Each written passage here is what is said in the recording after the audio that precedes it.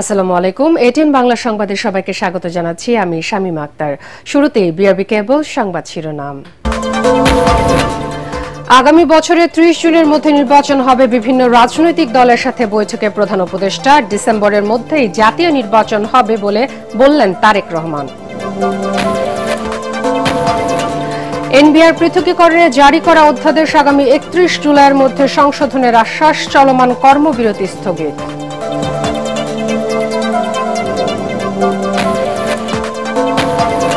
জাতীয় ঐক্যমত্য গঠনে শুধু রাজনৈতিক দল নয়, নাগরিক সমাজের মধ্যেও ঐক্য প্রতিষ্ঠা দরকার। মন্তব্য আলী রিয়াজের। সবার মতামতের ভিত্তিতে জাতীয় সনদ। শুনছিলেন বিআরবি কেবল সংবাদ শিরোনাম, এবার বিস্তারিত। আগামী বছর ৩০ জুনের মধ্যেই সংসদ নির্বাচন হবে বলে আবারও জানিয়েছেন প্রধান উপদেষ্টা ডক্টর মোহাম্মদ ইউনূস।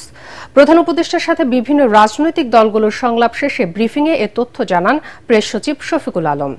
এ সময় রাজনৈতিক দলগুলো সংস্কার, ফ্যাসিবাদের বিচার এবং নির্বাচন কার্যক্রমের বিষয়ে প্রধান উপদেষ্টাকে সমর্থনের আশ্বাস দিয়েছে বলেও জানান তিনি।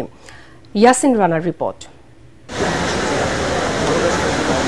দেশে চলমান রাজনৈতিক অস্থিরতার মধ্যে রোববার দ্বিতীয় দিন রাজনৈতিক দলগুলোর সাথে অনুষ্ঠিত হয়েছে প্রধান উপদেষ্টা ডক্টর মোহাম্মদ ইউনূসের সংলাপ। এদিন প্রথম পর্বে আসন্ন জাতীয় সংসদ নির্বাচন, সংস্কার ও জুলাই গণহত্যার বিচার সহ গুরুত্বপূর্ণ বিষয়ে এলডিপি, নাগরিক ঐক্য, গণসংহতি আন্দোলন, সিপিবি, জাসদ ও বিপ্লবী ওয়ার্কার্স পার্টির সাথে আলোচনা হয় প্রধান উপদেষ্টার। উনি খুব স্পষ্ট করে বলেছেন, প্রথম বলেছেন যে যদি সংস্কার হয়, আমি তো বলেছি তাহলে ডিসেম্বর, আর যদি বেশি সংস্কার হয় তাহলে জুন। এর মধ্যে আমরা আলোচনা করে যে কোনোটা করতে পারি, কিন্তু আমি লিখে দিচ্ছি, দরকার লাগলে পদত্যাগ পত্র হিসেবে লিখে দেব যে জুনের পরে কোনোভাবে এইটা গড়াবে না, তার আগে নির্বাচন হবে। যারা যারা সন্দেহ করে যে না আমি বোধহয় কোনো মতলব ভাসছি, ক্ষমতা আরও কুক্ষিগত করতে চাই, দীর্ঘস্থায়ী করতে চাই, তাদেরকেও দরকার লাগলে আমি প্রভিজনারি নোটের মতো করে দিয়ে বলবো যে আমি কোনোভাবেই আমার ক্ষমতা এক্সটেন্ড করতে চাই না। এই অন্তর্বর্তী সরকার ক্ষমতা আর বেশি বাড়াতে চায় না। সামনে বরঞ্চ একটা নির্বাচন দিয়ে গণতন্ত্র নির্মাণের জন্য যা করা দরকার সেইটা আমি করব। দেশের সর্বশেষ পরিস্থিতি নিয়ে কিছু আলোচনা হয়েছে। আমরা দেশের সার্বিক পরিস্থিতি এবং রাজনীতির ক্ষেত্রে তার গতিধারা, সেইগুলো নিয়ে খোলামেলা আলোচনা করার চেষ্টা করেছি।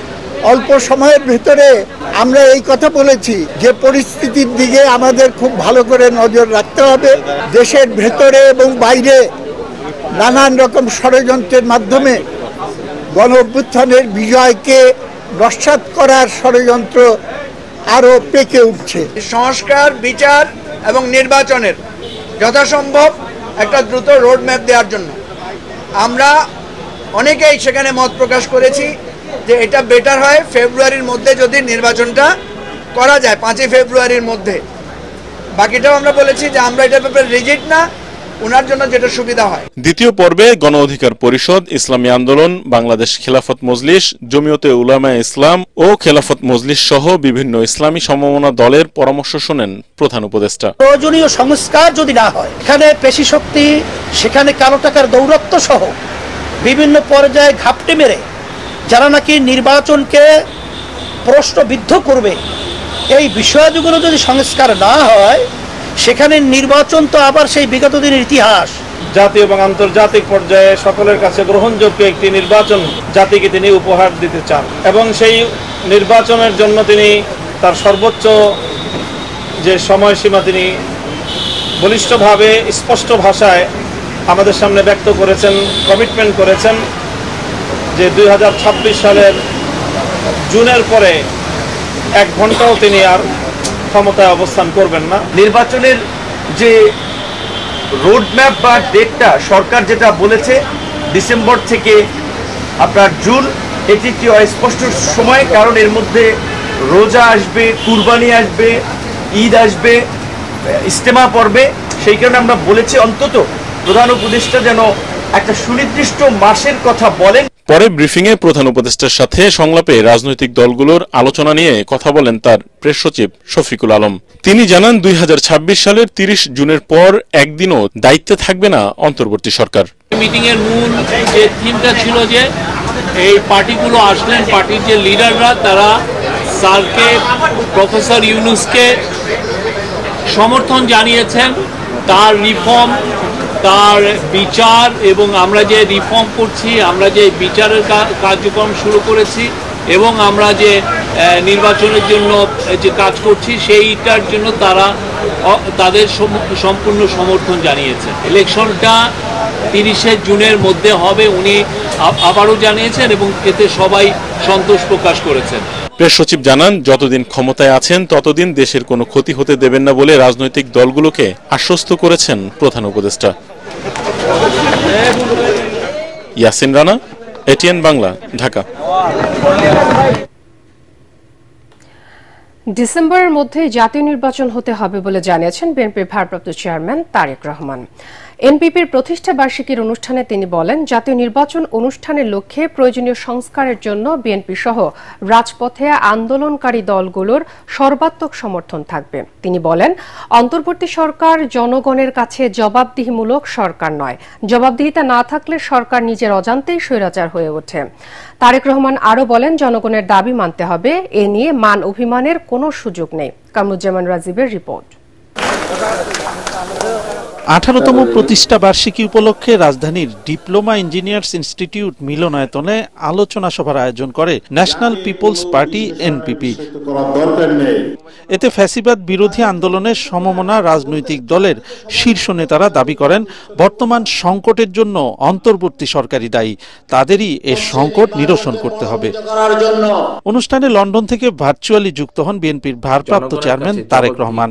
প্রধান অতিথির বক্তব্যে তিনি বলেন, রাষ্ট্রের পরিবর্তনের জন্য সংস্কার ধারাবাহিক প্রক্রিয়া, পুঁথিগত সংস্কারের চেয়ে প্রায়োগিক সংস্কারই জরুরি। তিনি বলেন, ফ্যাসিবাদ রুখে দিতে প্রয়োজন জনগণের রাজনৈতিক ক্ষমতায়ন। অবশ্যই এই সরকার জনগণের কাছে জবাবদিহিমূলক নয়। সরকার যেহেতু জবাবদিহিমূলক নয়, সেহেতু নৈতিক কারণেই সরকারের সুনির্দিষ্ট পরিকল্পনা জনগণের সামনে স্পষ্ট থাকা প্রয়োজন।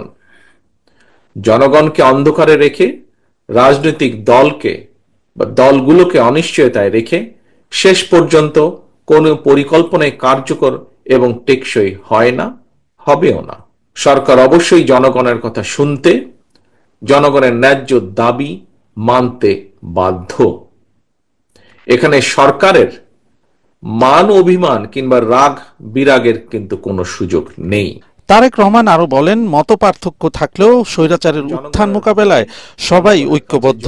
অন্তর্বর্তী সরকার একটি সুষ্ঠু নির্বাচন দিয়ে জন আকাঙ্ক্ষা পূরণ করবে এমন আশাবাদ ব্যক্ত করেন তিনি। ফ্যাসিবাদ মুক্ত বাংলাদেশে জনগণের গণতান্ত্রিক অধিকার প্রতিষ্ঠার মাধ্যমে ফ্যাসিস্ট তাবেদার অপশক্তির পুনর্বাসনের পথরোধ করা সম্ভব। বিএনপির দাবি, আগামী ডিসেম্বরের ভেতরে জাতীয় নির্বাচন অনুষ্ঠিত হতে হবে।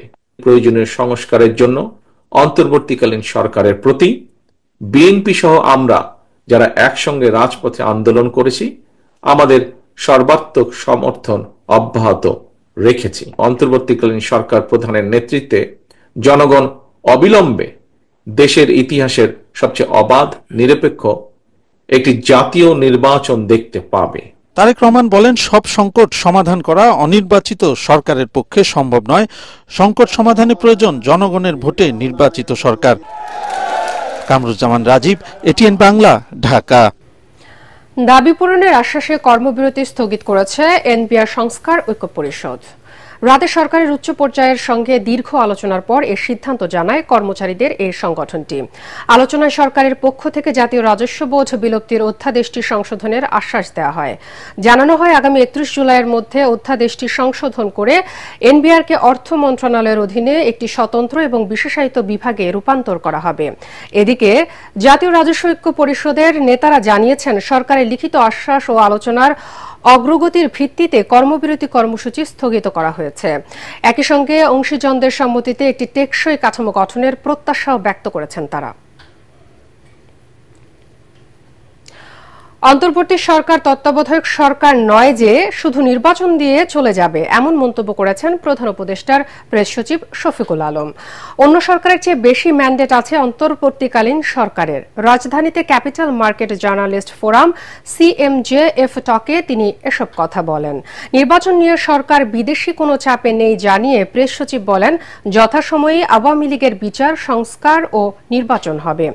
অভিযোগ করেন, বিগত সময়ে কেন্দ্রীয় ব্যাংকের গভর্নরকে কাজ করতে দেওয়া হয়নি, যে কারণে ৯/৬ পলিসির মতো ক্ষতিকর নীতি প্রণয়ন করা হয়েছিল। বাংলাদেশকে ম্যানুফ্যাকচারিং হাব করতে হলে শক্তিশালী সমুদ্র বন্দর দরকার উল্লেখ করে শফিকুল আলম বলেন, চট্টগ্রাম বন্দরকে বিশ্বমানে উন্নীত করতে কাজ করছে সরকার। তিনি বলেন, বিগত সময়ে পুরো শেয়ার বাজার ডাকাতদের আড্ডাখানায় পরিণত হয়েছিল। পুঁজিবাজারকে শক্তিশালী করা এবং কোনো গোষ্ঠীকে সুবিধা না দিতেই বিদেশি বিশেষজ্ঞ দিয়ে এটিকে পুনর্গঠন করা হবে বলেও জানান প্রধান উপদেষ্টার প্রেস সচিব। কোনো চাপে নাই।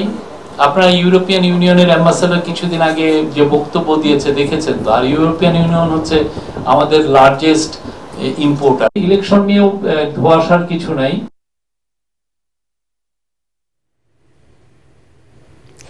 জাতীয় ঐক্যমত্য গঠনের শুধু রাজনৈতিক দল নয়, নাগরিক সমাজের মধ্যে ঐক্যমত্য প্রতিষ্ঠা করা দরকার বলে মন্তব্য করেছেন জাতীয় ঐক্যমত্য কমিশনের সহসভাপতি আলী রিয়াজ। তিনি বলেন, সবার মতামতের ভিত্তিতে জাতীয় সনদ তৈরিতে কাজ করছে কমিশন। সংস্কার নিয়ে সুশীল সমাজের সাথে বৈঠকে এ কথা বলেন জাতীয় ঐক্যমত্য কমিশনের সহসভাপতি। তরিক ইসলামের রিপোর্ট। রাজধানীর কৃষিবিদ ইনস্টিটিউটে নাগরিক সমাজের সাথে বৈঠকে বসেন জাতীয় ঐক্যমত্য কমিশন। বৈঠকে অংশ নেয় শিক্ষক, গবেষক, বুদ্ধিজীবী, সমাজকর্মী, আইনজীবী সহ সমাজের বিশিষ্টজনরা। আলোচনা হয় সাম্প্রদায়িকতা, ক্ষমতার ভারসাম্য, নির্বাচন ব্যবস্থা ও সংস্কার বিষয়ে। এ সময় রাজনৈতিক দলগুলোর ভূমিকা নিয়ে প্রশ্ন তোলেন সুশীল সমাজের প্রতিনিধিরা। কোন দলীয় সরকারের পক্ষে বর্তমান কাঠামোয়, বর্তমান সিভিল সার্ভিস, বর্তমান পুলিশ, বর্তমান রিটার্নিং অফিসার, প্রিজাইডিং অফিসার, এটা রেখে কারো পক্ষে মোটামুটি রিজনেবলি ফেয়ার কোনো ইলেকশন দেওয়া সম্ভব না। আমরা জনগণের সার্বভৌমত্ব নিয়ে এখানে কথা বলছি না, আমরা এখানে বলছি প্রতিনিধিদের কিছু ক্ষমতার ব্যাপার না, তাদের প্রিভিলেজ নিয়ে। বৈঠকে বিগত সময়ের নির্বাচন ব্যবস্থা ও বৈষম্য দূর করতে নাগরিক সমাজের অবস্থান তুলে ধরেন বক্তারা। আপনি যদি 16 বছর ইন্ডিপেন্ডেন্স প্র্যাকটিস না করেন, সাডেনলি স্বাধীনতা পেয়েও প্র্যাকটিস করতে পারছেন না। এটাই সুযোগ হচ্ছে, আমরা এদেশ যে একটি বহু জাতি, বহু ভাষা, বহু সংস্কৃতি একটা দেশ, সেটাকে হচ্ছে আমরা তুলে ধরার। যে ট্রান্সপারেন্সি নাই যে আমাদের ডিফেন্স মিনিস্ট্রিতে বা অ্যাকাউন্টেবিলিটি নাই, এই কোয়েশ্চনটা আমরা কি যথার্থভাবে অ্যাড্রেস করেছি? আমার মনে হয় তো আমি আমার নজরে পড়ি নাই। বৈঠকের সভাপতি আলী রিয়াজ জানান, সবার মতামতের ভিত্তিতে তৈরি হবে জাতীয় সনদ। জুলাই গণ অভ্যুত্থানের মধ্য দিয়ে যে সুযোগ তৈরি হয়েছে তা কাজে লাগাতে হবে। আমরা আশা করছি যে আজকে না, রাজনৈতিক দলগুলোর অব্যাহত আলোচনার পাশাপাশি নাগরিক সমাজ বিভিন্ন কাঠামোর মধ্যে বিভিন্ন উপায়ে সেগুলো নিয়ে বড় ধরনের পাবলিক ডিসকোর্স যেটা আমরা বলি, সেগুলোকে তৈরি করার চেষ্টা করব। কমিশনের কাজে স্বচ্ছতা আনতে রাজনৈতিক দলগুলোর সাথে আলোচনার বিষয়বস্তু জনসম্মুখে প্রকাশ করা হবে বলেও জানান জাতীয় ঐক্যমত্য কমিশনের সহসভাপতি আলী রিয়াজ। তরিক ইসলাম, এটিএন বাংলা, ঢাকা। জুলাই আগস্টের লড়াই এখনো শেষ হয়নি বলে মন্তব্য করেছেন জাতীয় নাগরিক পার্টি এনসিপির দক্ষিণাঞ্চলের মুখ্য সংগঠক হাসনাত আব্দুল্লাহ। তিনি অভিযোগ করেন, একটি পক্ষ সংস্কারের বিপক্ষে অবস্থান নিয়ে আবারও দেশ বিভাজনের ষড়যন্ত্রে লিপ্ত হয়েছে। সকালে চট্টগ্রামের কর্ণফুলী এলাকায় পথসভায় তিনি এসব কথা বলেন। এ সময় হাসনাত আব্দুল্লাহ আরও বলেন, দ্রুত অন্তর্বর্তী সরকারকে জুলাই গণহত্যার বিচার, সংস্কার ও নির্বাচনের সুস্পষ্ট রোডম্যাপ দিতে হবে। দেশে আর মুজিববাদী সংবিধান চলবে না। কোনো বৈদেশিক শক্তির প্রেসক্রিপশন বা নতজানু সম্পর্কেও ভিত্তিও চলবে না। বিদেশিদের সাথে সম্পর্ক হবে ন্যায্যতার। কর্মসূচির অংশ হিসেবে দক্ষিণ চট্টগ্রামের 8 উপজেলায় দিনব্যাপী পথসভা করবেন এনসিপির কেন্দ্রীয় নেতারা। আমরা ভেবেছিলাম 5ই আগস্ট আমাদের এই লড়াই সংগ্রাম শেষ হয়ে গিয়েছে, কিন্তু দুর্ভাগ্যজনক বিষয়, আমরা দেখছি একটা পক্ষ সংস্কারের বিপক্ষে অবস্থান নিয়েছে, একটা পক্ষ আবার দেশটাকে বিভাজনের ষড়যন্ত্রে লিপ্ত হয়েছে। রাজনৈতিক ছোট ছোট মতপার্থক্যকে জাতীয় স্বার্থে দূরে রেখে আমাদেরকে ঐক্যবদ্ধভাবে আমাদের দেশটাকে করতে হবে। তদন্ত ছাড়াই 8 দিনের মধ্যে সরকারি কর্মচারীদের চাকরিচ্যুত করার আইন বাতিলের দাবিতে রোববারও সচিবালয়ে বিক্ষোভ করছেন কর্মচারীরা।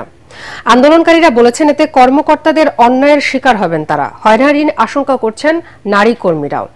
আইনটি বাতিল করা না হলে সারা দেশে কঠোর আন্দোলনের হুঁশিয়ারি দেন তারা।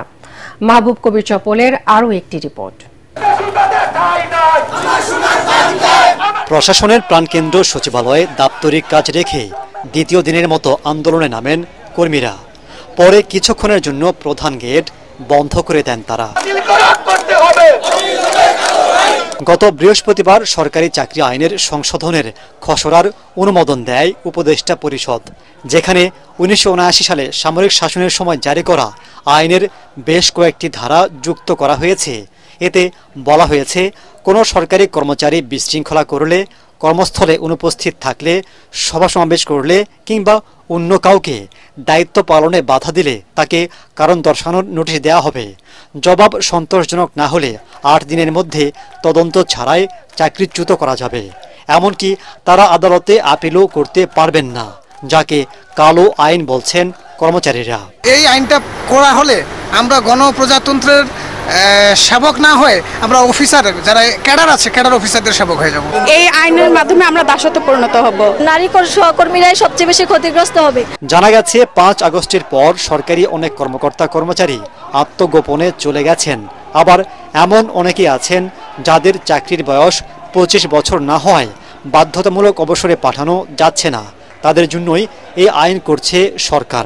তবে এতে সবাই অপব্যবহারের শিকার হতে পারেন বলে আশঙ্কা করছেন সরকারি চাকরিজীবীরা। আমাদের জন্য খুবই নেগেটিভ একটা ব্যাপার, খুবই ভয়ঙ্কর। আমাদেরকে একটা হয়রানি এবং শাস্তিমূলক, আমাদেরকে প্রেসারে রাখতে চাচ্ছে। এই আইন অবিলম্বে প্রত্যাহার করা না পর্যন্ত আমরা মাঠ ছাড়ব না। তবে স্বরাষ্ট্র উপদেষ্টা বলছেন, প্রয়োজন মনে করাই আইনটি সংশোধনের উদ্যোগ নিয়েছে সরকার। আওয়ামী লীগ সরকার যে একটা সংশোধন করে ইলেকশনটা যেন ম্যানিপুলেট করতে পারে, ওই জন্য একটা কিছু কিছু সংশোধন করছিল। ওই সংশোধনটাই শুধু বাদ দেওয়া হয়েছে, আগে যেরকম আইনটা ছিল ওইটাই করা হয়েছে। নানা ধরনের আন্দোলনের কারণে সংকটের মধ্য দিয়ে যাচ্ছে দেশ, তার উপর যুক্ত হয়েছে সরকারি চাকরিজীবীদের নতুন ইস্যু। 14 লাখ কর্মচারী আন্দোলনে নামলে দেশে অচলাবস্থার সৃষ্টির আশঙ্কা করা হচ্ছে। তাই আলোচনার মাধ্যমে সমস্যা সমাধানের প্রত্যাশা তাদের। মাহবুব কবির চপল, ATN বাংলা, সচিবালয়, ঢাকা। জাতীয় কবি কাজী নজরুল ইসলামের 126তম জন্মবার্ষিকী উপলক্ষে সেমিনার ও সাংস্কৃতিক অনুষ্ঠানের আয়োজন করে বাংলা একাডেমি। এ সময় নজরুল পুরস্কার 2025 প্রদান করা হয়। অধ্যাপক আবুল কাশেম ফজলুল হকের সভাপতিত্বে অনুষ্ঠানে স্বাগত বক্তব্য রাখেন বাংলা একাডেমির মহাপরিচালক অধ্যাপক মোহাম্মদ আজম। জাতীয় কবির জীবনী এবং সাহিত্যকর্ম নিয়ে আলোচনা করেন সরকারি সাদাত কলেজের সহকারী অধ্যাপক জগলুল আসাদ, নর্থ সাউথ বিশ্ববিদ্যালয়ের শিক্ষক ও পরিচালক আফজালুল বাশার। এবছর নজরুল পুরস্কার 2025 পান লেখক গবেষক অধ্যাপক আনোয়ারুল হক এবং প্রখ্যাত নজরুল সঙ্গীত শিল্পী শবনম মুশতারি। এবার খেলার খবর।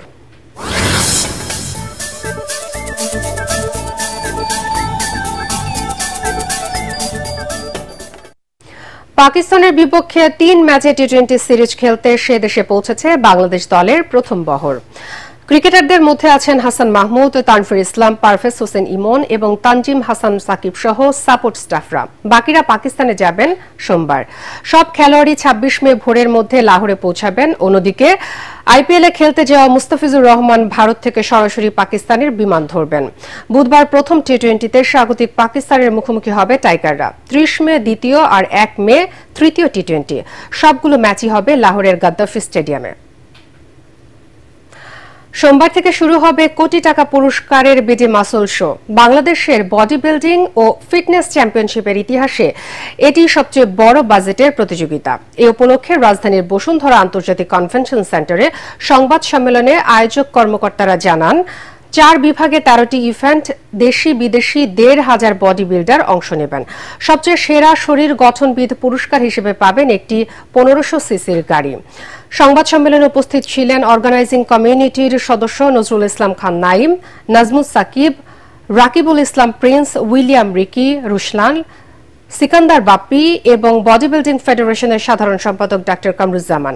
প্রতিযোগিতার মূল আয়োজনের পাশাপাশি থাকবে বিভিন্ন ব্র্যান্ডের ফ্যাশন শো, লাইভ মিউজিক এবং ফিটনেস এক্সপো। শেষ করার আগে বিআরবি কেবল সংবাদ শিরোনাম আরও একবার। আগামী বছরের ৩০ জুনের মধ্যে নির্বাচন হবে। বিভিন্ন রাজনৈতিক দলের সাথে বৈঠকে প্রধান উপদেষ্টা। ডিসেম্বরের মধ্যেই জাতীয় নির্বাচন হতে হবে বললেন তারেক রহমান।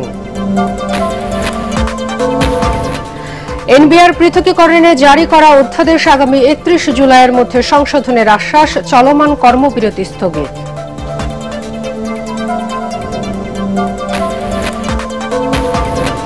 জাতীয় ঐক্যমত্য গঠনে শুধু রাজনৈতিক দল নয়, নাগরিক সমাজের মধ্যে ঐক্য প্রতিষ্ঠা দরকার। মন্তব্য আলী রিয়াজের। সবার মতামতের ভিত্তিতে জাতীয় সনদ। এবং এবার কোরবানির পশুর চামড়ার দাম বাড়িয়েছে সরকার। ঢাকায় প্রতি পিস গরুর চামড়ার সর্বনিম্ন দাম ১৩৫০ টাকা।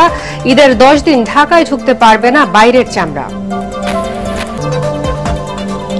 পরবর্তী সংবাদ দেখার আমন্ত্রণ জানিয়ে এখনকার মতো শেষ করছি। এটিএন বাংলা সংবাদ ইউটিউবে দেখতে ব্রাউজ করুন youtube/ATN বাংলা নিউজ।